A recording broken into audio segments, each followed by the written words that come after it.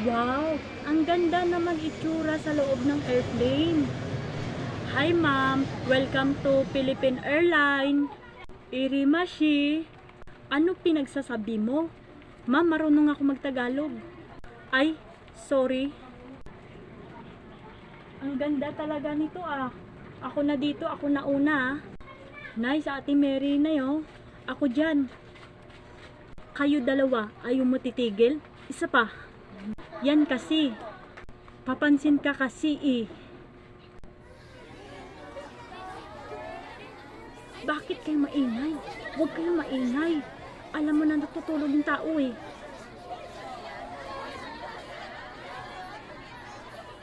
Ayan na naman. Ang ingay naman. Magtahin kayo.